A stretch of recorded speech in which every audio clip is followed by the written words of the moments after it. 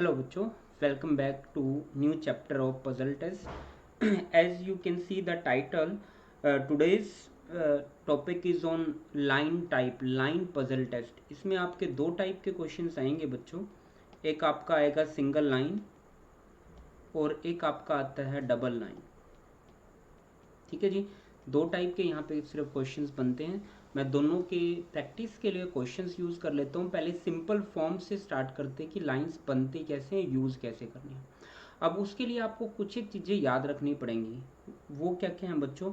जब भी हम लाइंस की बात करेंगे तो फर्स्ट आप क्या करोगे, जितनी भी पोजीशन हैं पहले सारे की सारी पोजीशन बना लोगे। लाइक ही सेइंग कि देयर इज 5 कैंडिडेट, तो आप क्या करोगे, 5 चेयर्स बना लो, 1 2 3 4 5। अगर 5 कैंडिडेट है 5 चेयर बना ली।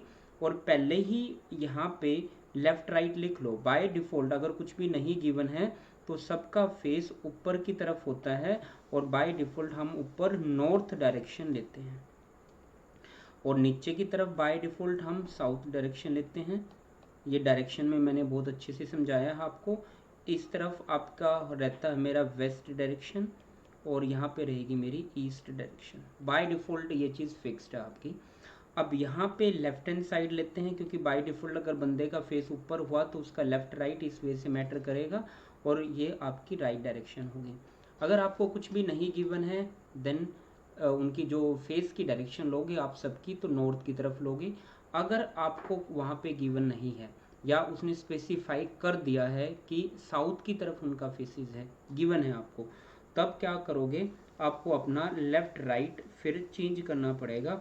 आप यहाँ पे राइट लोगे, आप यहाँ पे लेफ्ट लोगे और उनका फेस क्या रहेगा, अब नीचे की तरफ रहेगा। या फिर आप लोग नॉर्मल वे से डायग्राम बना के उसको रोटेट कर लेना। नॉर्मल वे से डायग्राम बना लो, भूल जाओ कि उनका फेस साउथ की तरफ है, फिर बना के डायग्राम उसको पेज को रोटेट कर लो 180 डिग्री पे, टोटली रोटेट कर दो उसको। तब क्या होगा, फिर आप अपने आंसर्स दे सकते हो। तब आप जब अपने आंसर्स दोगे देन परफेक्टली आपके आंसर्स वहाँ पे आ रहे होंगे। ठीक है जी, चलो let's start the question. First question देखते हैं कि किस वे से होगा। बहुत छोटा सा क्वेश्चन है। Let's see that 6 friends PQR and till you. ठीक है बच्चों, 6 फ्रेंड हैं स्टैंडिंग इन ए रो, कुछ भी नहीं गिवन है, दैट मीन्स कि बाय डिफॉल्ट मैं फेस सबका नॉर्थ की तरफ लूँगा। तो दिस इज़ 1 2 3 4 5 6। ये मेरा लेफ्ट होगा, ये मेरा राइट होगा। बाय डिफॉल्ट सबका फेस मैं ऊपर ले रहा हूँ तो उस हिसाब से। Q is exactly in between U and S। Q जो है U एंड S के बीच में जो है Q है, या तो ये होगा या फिर SQU या फिर ये होगा। दोनों में से कोई एक चीज़ हो सकती है। लेट्स सी कि कौन सी बनेगी। T is standing between P and R। P and R के बीच में बच्चों T होगा या फिर R T P ये होगा। इनमें से कोई भी एक चीज़ बन सकती है। अभी मुझे कोई भी क्लू या कोई भी हिंट मुझे नहीं मिला है कि मैं कैसे इनको कनेक्ट करूं। P is not neighbour of S and U। P जो है S और U का नेबर नहीं होगा। S और U का नेबर नहीं होगा, मैंने उसके आसपास S और U नहीं लेके आना है। ठीक है जी, इसका मतलब तो ये होगा जो कनेक्टिविटी रहेगी, मैं पेन चेंज कर लेता हूँ उससे आपको कलर से पता लगता रहेगा। जो कनेक्टिविटी रहेगी वो R की तरफ से रहेगी। ठीक है जी, तो लेट्स सी अगर मैं U Q S ये वाली चीज़ लेता हूँ तो मैं क्या करता हूँ, अब यहाँ से मैं ये वाला R वाली चीज़ मैं सेकंड वाली यहाँ पे पिक कर सकता हूँ। ये है फर्स्ट, ये है सेकंड। तो सेकंड वाली चीज़ अगर मैं यहाँ पे R लिख दूँ, ये T और ये P लिख दूँ तो मुझे कोई भी दिक्कत आएगी नहीं। ठीक है जी, अब नेक्स्ट इसने एक और भी दिया है यहाँ पे, R is not neighbour of S। तो यहाँ पे मुझे दिक्कत एक और आ गई है। यहाँ पे मैं R को भी लिख देता हूँ, यहाँ पे S नहीं आएगा, यहाँ पे भी S नहीं आएगा। ये स्टेटमेंट यहाँ पे रह गई थी बच्चों, तो दैट मीन्स कि यहाँ पे आपकी ये वाली स्टेटमेंट वायलेंस हो जाती है, तो ये वाला भी हटा देंगे हम। तो अब अपना क्या रहा, मैं फर्स्ट वाला अगर पिक करता हूँ U Q एंड S। देखो अगर बच्चों मैं यहाँ पे P करता हूँ, ये वाला फर्स्ट P यूज़ करता हूँ तो S का पड़ोसी P नहीं हो सकता। अगर मैं R यहाँ पे यूज़ कर लूँ तो फर्स्ट वाले को फ्रंट पे अटैच कर दूँ। R मैं यहाँ पे यूज़ कर लेता हूँ, T मैं यहाँ पे यूज़ कर लेता हूँ और P मैं यहाँ पे यूज़ कर लेता हूँ। एक परफेक्ट डायग्राम बन पाएगा। ठीक है जी, अब मैं दूसरे वाला ये वाली चीज़ पिक करके देख लेता हूँ। We have given S Q and you.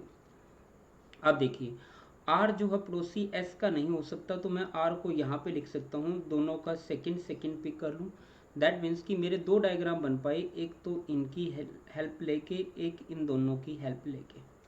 ठीक है, तो मेरे पास अब दो डायग्राम है बच्चों, मैं दोनों को यहाँ पे फिट कर लेता हूँ। ये P T R you Q S, एक तो ये मेरा बन रहे हैं, एक S Q U R T P जो है मेरा बन रहा है, यानी दोनों ही एक दूसरे के रिवर्स में हैं। ठीक है, लेट्स सी कि अब हम क्वेश्चन देखते हैं कि वो क्वेश्चन ऐसे कुछ नहीं पूछेगा कि जहाँ पे गड़बड़ हो रही हो। फर्स्ट क्वेश्चन देखते हैं, you standing in between which of the flowing pair. You किन के बीच में है, तो बच्चों यू किन के बीच में है, यू यहाँ पे आर एंड क्यू के बीच में है। मैं कलर जो है चेंज कर लेता हूँ सो दैट कि हमें यहाँ पे विजिबल रहे ये चीज़। तो लेट्स सी, यहाँ पे यू मैंने देखना है, यू है आर और क्यू के बीच में, यू जो है आर एंड क्यू के बीच में यू है। तो ठीक है बच्चों, आर एंड क्यू के बीच में, तो आंसर रहा फर्स्ट, दोनों की हेल्प लेके ही आंसर राइट है। R is standing between which of the flowing pair. अब मैंने आर की वैल्यू देखनी है बच्चों, यहाँ पे आर की अगर मैं वैल्यू देखूँ तो आर यहाँ पे देख लेते हैं, आर है यू के और टी के बीच में, आर है आपका यू के और टी के बीच में। तो ठीक है बच्चों, U N T U N T U N T आपका आंसर रहेगा। देखा मैंने जो आंसर्स दिए हैं वो दोनों डायग्राम्स की हेल्प लेके दिए हैं, तो दोनों में ये आंसर ट्रू हैं आपके, तो आपको कुछ सोचने की लोड़ नहीं पड़ेगी। तो राइट, तो जब भी वो दो डायग्राम आपके बन जाते हैं तो वो क्वेश्चन भी इसी वे से पूछेगा कि जो दोनों में ट्रू हो। कोई भी ऐसा क्वेश्चन नहीं पूछेगा जो कॉन्ट्राडिक्ट कर रहे हो एक डायग्राम के साथ। राइट, तो होपफुली आपको कंसेप्ट क्लियर हो गया होगा कि लाइन बनाते कैसे हैं और किस वे से आपने आंसर्स देने हैं। ये बहुत ही सिंपल सा क्वेश्चन था।